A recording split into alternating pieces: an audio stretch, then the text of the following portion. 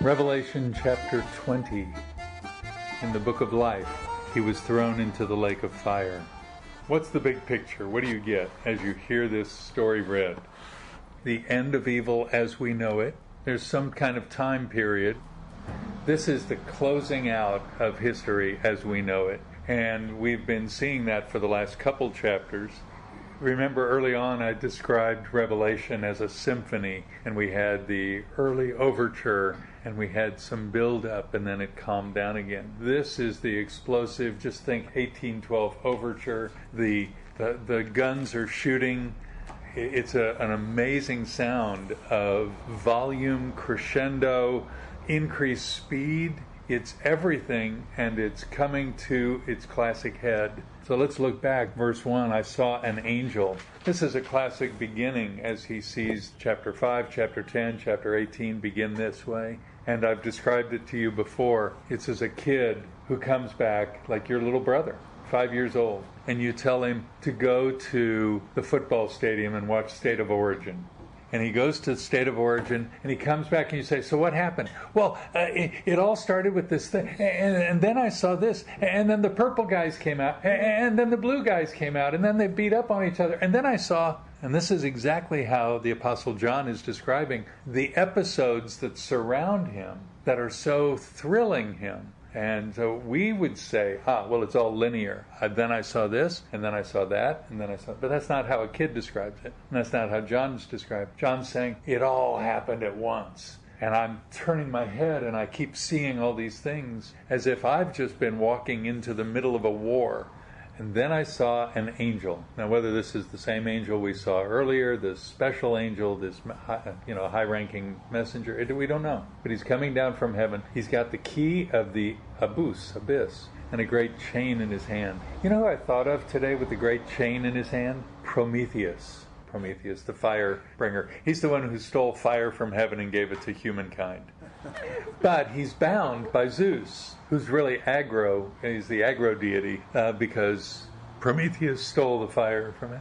And so he's chained forever, but he gets released. It's a long story. But I thought of him, and I wondered if there was any correlation. There's a lot of Jewish reference to verse 2, especially laid hold of the dragon, the serpent of old, who's the devil and Satan. This kind of litany of evil. Devil, Satan, dragon, serpent. It's like he found a thesaurus. And he said, I tell you what, he's this. Well, he's that. These are all the same thing. And 1st and 2nd Enoch from the Apocrypha, Jewish writings between Malachi and Matthew reference Satan, the old serpent, etc. And the use of chains to bind Satan is found in 1st and 2nd Enoch as well. Also Jude, verse 6. So angels are kept in bonds. And this is the same word, desmos or deo, variant. The only thing back in Bible days that you needed a key for was chains. They didn't have them on doors. Satan is going to be bound, or has he already been bound? It goes to the idea of who is the boss of the world right now. It is God. If we call on God, if we ask God for things, if we say, I'm in need, or I'm driving down the Sid Einfeld and I spin out, I'm not going to say, oh, Satan, stop this. I'm going to call out to the Lord. And nobody.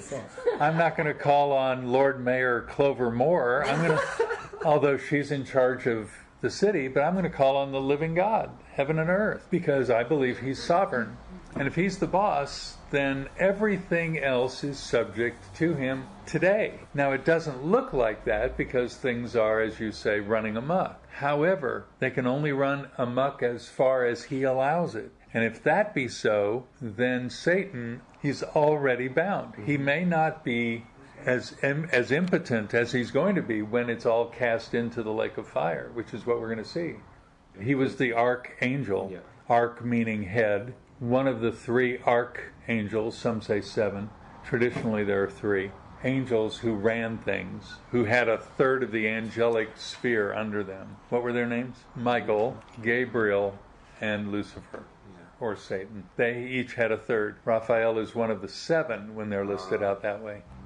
This angel's holding the key, and this angel, grabs hold of the dragon who's the devil and Satan, bound him for 1,000 years. So who is this angel? We don't know. But you've picked it well, that this 1,000 years repeated over and over is the same, though longer than any other time we've looked at. It's the same as all the other time, whether it was the half an hour, where there was silence in heaven, where it was time times and half a time, the 3.5 years, whether it was the 42 months, some of the other listings of times. Every time there's a time, it's saying it's not the whole 9 yards. It's saying, I'm comparing this to eternity. So 1,000, however, is a really long time. And it's longer than any human time. Nobody lives 1,000 years. Right. We use the phrase, a day with the Lord. It's like 1,000 years. Yeah. That's it. Now, how old was Adam when he died? 900 and change. God said to Adam, Genesis, Garden of Eden, don't eat from this tree, because on the day you eat from this tree, what's going to happen? You will dyingly die. So did he die on the day that he ate the tree? Or did he? Not instantly, but he died within 1,000 years. Yes, a day is like 1,000 years. Nobody's broken the 1,000-year mark, because in John's writing, 1,000 is a massive number. And it hyperextends beyond any human existence. So in contrast to these other numbers that we've looked at in the book of the Revelation, over which any of us could preside, no one can pass 1,000 years. So it is the largest number that still says there's closure to it. It's a really long time, yet there's an ending. Forever and ever, there's no ending. Yes. So here's John writing to the believers. That's the whole point of this. He's writing to the believers back around the Asia Minor region. And he's saying, guys, I know it seems unbearable. I know Rome is horrible. They've mistreated me. I'm an old guy and I'm sitting on this island as a reject. Nobody's looking after me. They're going to come and get you. They're going to behead you. They're going to kill you. I mean, look, isn't that what he says? Verse 4, I saw thrones and they sat on them, and judgments given to them. And I saw the souls, that's these people, these psyches, of those who had been beheaded because of their testimony of Yeshua and because of the Word of God. So these are people who stood up against the hostility of Rome and Persia and every other leader who thinks they're the king. King of all those kings is Yeshua. And so all these people are souls who've been beheaded. He says, hang in there. Hang in there, because even if it's 1,000 years, even if you die and the kingdom hasn't come yet, even though we've been predicting this for a while, even if it comes after your 900 years, forever and ever is going to last a lot longer. So the whole point is, there is a terminus to evil. There's a terminus in time, and there's a terminus in justice. And that's what we're going to see in tonight's text. It doesn't mean that at 999 years, 364 days, the next day, that's the 1,000 years. You can't do that with an apocalyptic book. You can do that with a prophetic book. But Apocalypse is all about bigger picture. Threw him in the abyss, verse 3, shut it, sealed it over him so that he would not deceive the nations any longer. Terminus. See, there's going to be an end to Satan's deception. 1,000 years were completed. After these things, he must be released for a short time. So what's the role of Satan today? What does he come to do? John 10, verse 10. Satan, or the enemy, or the devil, the bad guy, the evil one, has come to steal, to kill, and destroy. That's what he does. And how does he do it? Lies and deception. That's exactly his M.O. I mean, his first thing in the Bible was a lie. It started, though, not with a lie. Remember Genesis chapter 3? Before deception, that's true, though, he comes up to Eve, Garden of Eden, and he says, did God really say you can't eat from any tree in the garden? He starts with a question to get her on her back foot, to get her not remembering exactly, well, did God say that? Yeah, he said don't eat. Yeah, well, wait a minute. Is that true? And so doubt is a natural response to a question that's really a challenge. And then he moves right into the lie, because he says, when she responds, he says, you won't die. And then she's really on her back foot and really against the ropes. And that's when she eats, and then Adam eats, and the whole world's gone to hell in a basket. Right? So this is the deception and the lying is the M.O. of the thief who wants to steal, kill, and destroy. Deception, yeah, it's almost as if we want to believe the lie. Deception has that characteristic along with it because it plays on our pride. Yeah, this is deep.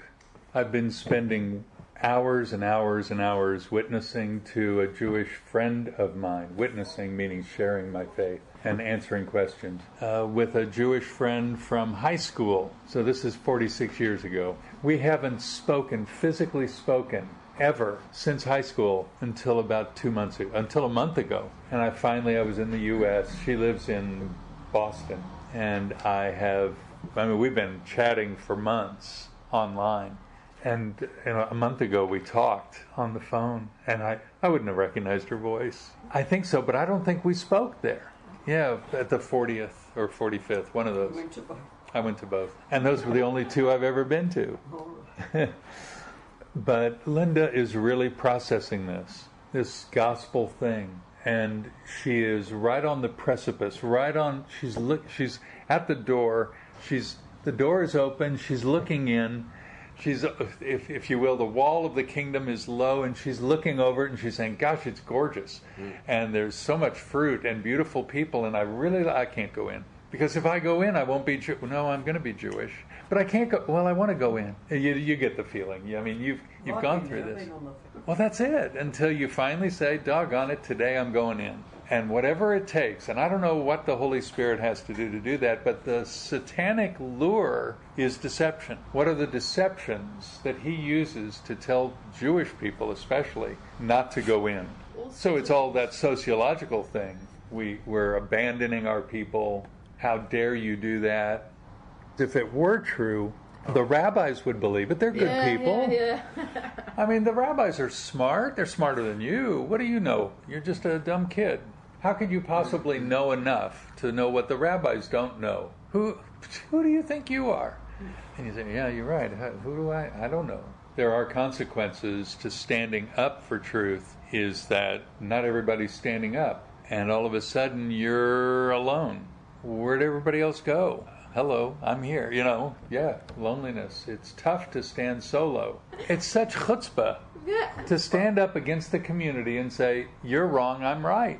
I remember the rabbi who came to talk to me after I had come to faith in Yeshua and the word got around. The rabbi came to visit me, and he came to my door and knocked at the door. And I had to, I was of no interest to him until I came to faith. He came and he said, what are you thinking? And he gave me that whole shtick of, how dare you? You don't know enough. It's so imperial of you.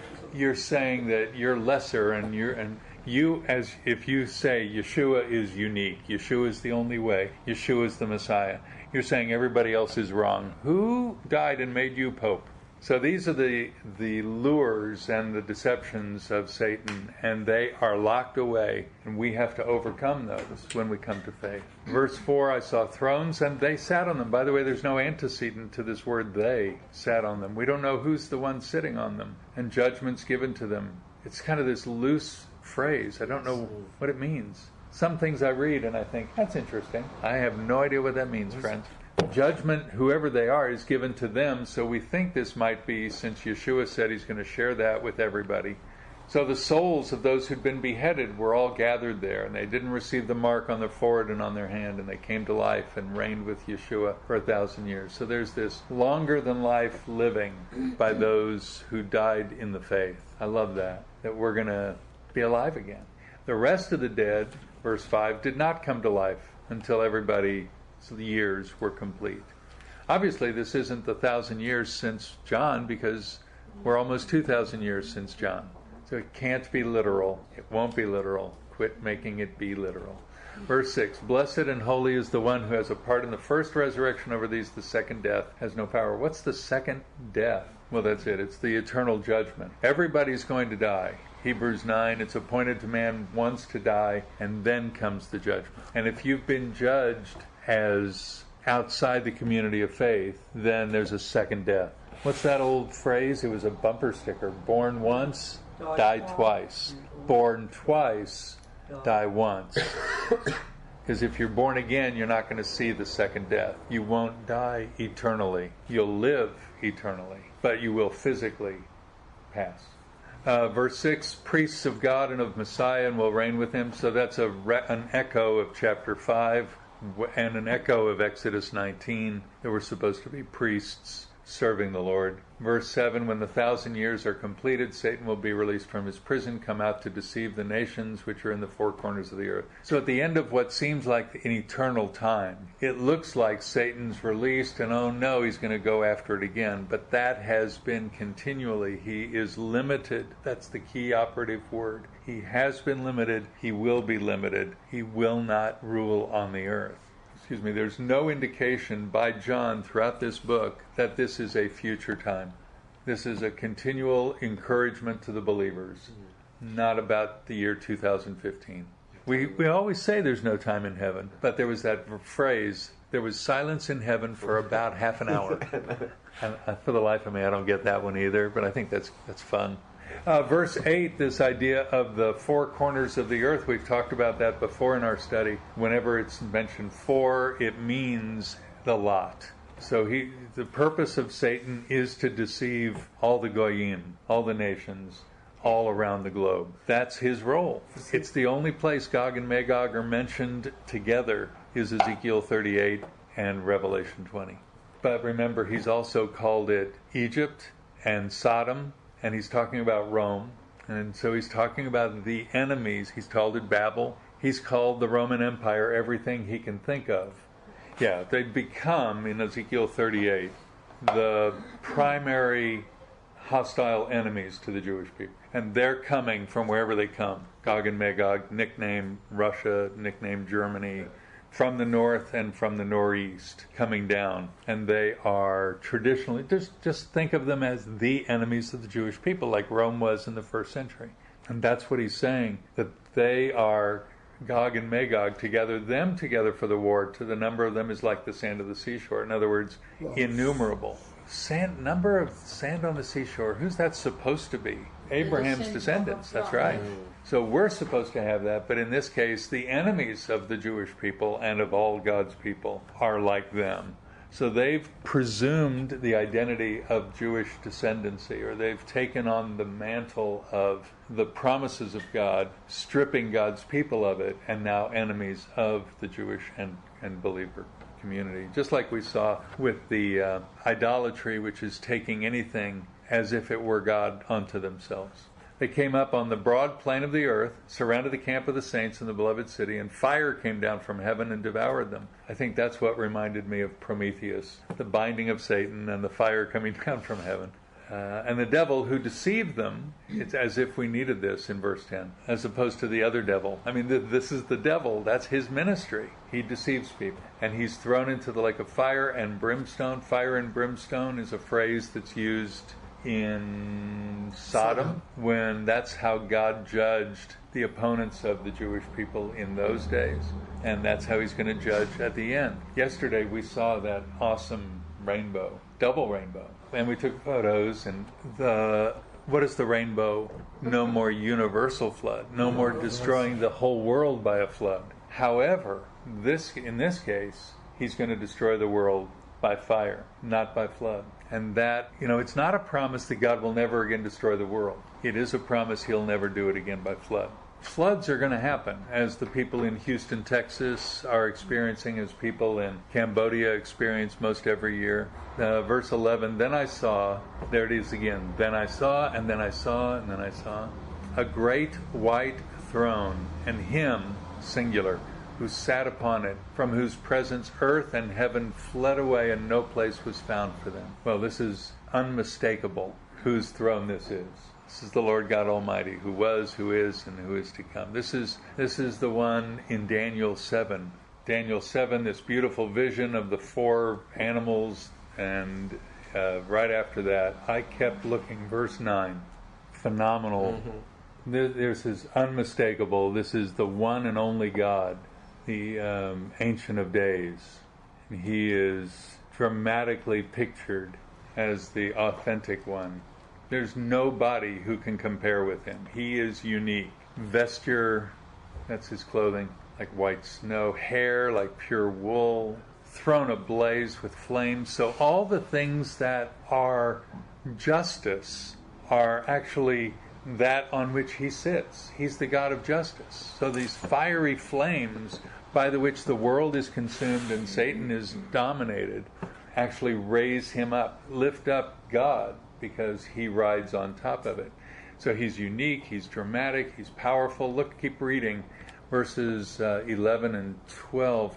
Okay, so there's some more justice coming on the beast and on the other animals who are there surrounding, which we typified as the various empires that have ruled over Israel in their day. But he's looking and he's seeing things, and it sounds just like John. And then I looked, and then I kept looking. Whoever this is, this Son of Man who approaches the Ancient of Days, he, the Son of Man, receives the same authority, kingship, dramatic justice, kingdom, which will never pass away. It's a forever kingdom extended to Ben Adam, the Son of Man. Nobody approached the Ancient of Days in the earlier phrase. He is so other than everything else. And now here comes just Joe Jr. I mean, who is this guy? Yo, Sonny, Manson. Who is this? Who is the Son of Man who approaches the Ancient of Days and is presented, probably by an angel, before him? And to him, the Junior, is given dominion, glory, and a kingdom. No, he doesn't. The Father doesn't share his glory with anyone except himself. Son of Man has to be Yeshua. Son of Man has to be God incarnate. Because if he's just Joe Little Guy, if he's like you or me, the world's a mess. We can't approach God. He's holy. We're not holy. He's other. We're not other. He's kadosh. We are not. And yet here comes Yeshua, and the Father gives all things to him, subjects all things to him. How awesome is that? No wonder when we read the Son of Man coming before the Ancient of Days here in Daniel, and we've seen that phrase in Revelation, and we see it when Yeshua says it. We see it when Stephen, didn't we see that in Stephen? Yeah. In Acts chapter 7, when he sees the Son of Man standing, or Yeshua, going before the Ancient of Days. I mean, this is outrageous. Yeshua said that the kingdom's been given to him. To do that is to be this guy. Let's go back to Revelation. So this great white throne and him who sat upon it, from whose presence earth and heaven fled away, and yet Yeshua can come in. Everything else runs away because holy, holy, holy is the Lord of hosts. The whole earth is full of his glory, but we're not going to go running up to him and say, "Yo, Dad, how are you? We love you. We missed out." No, this is the people of God know that we fall down on our face and cry, "Holy is the Lord, not holy am I." Verse 12, I saw the dead, back in Revelation 20. I saw the dead, the great and the small. That phrase is used over and over, small and great, standing before the throne, and the books were opened. What's this book? What are these books? There are lots of books. I don't know what they are. It's the word biblion. Bible just means books. It's 66 books. That's why we call it the Bible. So this collection of books. But remember, they didn't have binding like we do today. They were scrolls. And what's a scroll? Just roll it up. Back in the 60s and 70s, you know how they recorded things? Get your Wallensack tape and tape recorder and all this. And they were like a scroll. And then cassette tapes? Same thing, same principle. I'm guessing, I'm no engineer, but I'm guessing that they do the same kind of thing on digital recordings today. I mean, it goes onto a chip, right? But what's a chip? I'm guessing that there's some kind of scrolling capacity. It's not the same where you have to forward for an hour to get to the end of the tape and rewind and all that. But somehow these scrolls, to me, sound like microchips on which everything is recorded.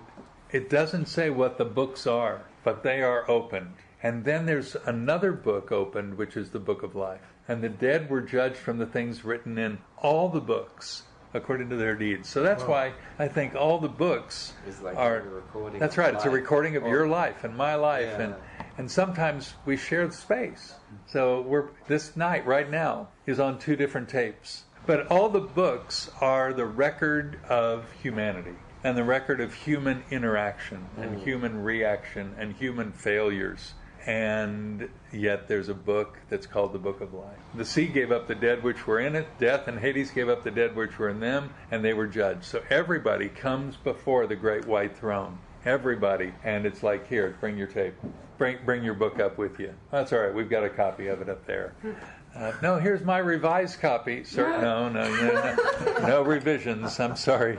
We've got the actual original copy. Yeah, the original is here in heaven. And then they were judged, every one of them according to their deeds, not according to their wishes, not according to what they paid for, but faith is one of your deeds. What you believe not only impacts what you do, but it is what you do. So when I said, Lord Yeshua, take over my life, when Linda up in Boston says, Father, forgive me in Yeshua's name, and she expresses that faith, that, friends, is a massive deed.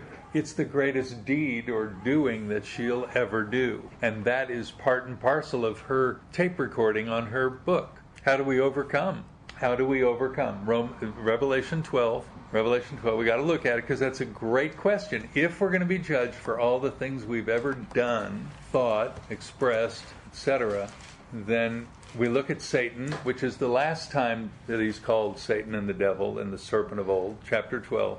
Chapter 12, verse 9, a great dragon was thrown down, the serpent of old, who's called the devil and Satan, who deceives the whole world, Revelation, capítulo 12. Thrown down to the earth, his angels were thrown down with him. Then I heard a loud voice in heaven saying, now the salvation and power and kingdom of our God and the authority of his Messiah have come. For the accuser of our brethren has been thrown down. That's another ministry of his, to accuse everybody. And he who accuses them before our God day and night. And verse 11, here it is. Here's the answer. They overcame him because of the blood of the Lamb and because of the word of their testimony. And they did not love their life even when faced with death. Those are the three overcomings to Satan's deception, lies, and persuasion. By the blood of the Lamb and the word of your testimony. And not loving your life to the death. So we're gonna make it to the end. That's my confession. That's my testimony. I believe in Yeshua. That's the word of my testimony. And it's the blood of the Lamb that saves me, not my own blood, even if I'm a martyr. It's not the blood of Bob that saves anybody. It's not the cleverness of your own thinking. It's not your religious activity that saves you. There's one way to be saved, and that's the blood of Yeshua that overcomes all the evil of Satan, the blood of the Lamb, and by faith in him. So that becomes the recorded action or deed which overrides everything else. It's a reinitializing of our hard disk, so that when God puts the USB of our life into the heavenly computer and says, let's see, Daniela, I got you here, let's roll it. And then if you've got faith in Yeshua and confess, believe and can believe here, and speak out faith in him, then he says, yep, you're in, and that's it. And he says, yeah, there's some other things here, but if they look like they're erased, they're gone. There might be a whisper, there might be a shadow. I don't know how that works. I'm not going to be guilty in heaven. Yes. I'm not going to be condemned in heaven. Yes. There won't be a record, I don't think, of any of my sins. Because, let's see, Yeshua's blood has cleansed it. Yeah, it's gone. God will cleanse you by faith, and that's your deed. All right, back to Revelation 20, verse 14. Then death and Hades were thrown into the lake of fire. This is the second death, the lake of fire. And if anyone's name was not found written in the book of life, he was thrown into the lake of fire. So the second death is for those who were only born once. How are you born twice? By faith in Yeshua. Confessing, speaking the faith of Yeshua. And that is an encouragement John is giving us because we have confessed his name. And you're working on it. I'm glad for that. You and my friend Linda, you're working on it. And that you keep working on it. And God's going to keep opening your eyes slowly, slowly, slowly. That's awesome, isn't it, that he cares about us that much? To help us see. And when we see and then we speak it, we're cleansed.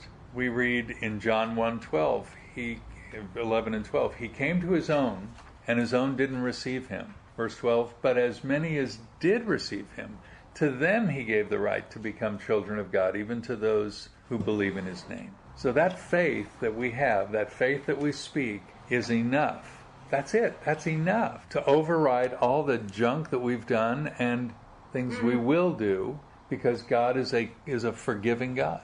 No wonder we shout hallelujah. No wonder we praise Him. If it were up to us to either get saved on our own or stay saved on our own, boy, we'd be miserable. We can't. But we call on His name, and He has longed to pass that on to us. Mm-hmm. So in chapter 19 of Revelation, we read that He's the King of Kings and the Lord of Lords, and it's there on His thigh. That's His name, and it's His name that's recorded in heaven. We get a new name, probably Brother of Jesus or something. I don't know what our new name is going to be. I'm in because of Jesus. I mean, really, His name, it's the Yeshua factor, the Y factor, that's going to get us in and keep us in, here and eternally. That's Revelation 20.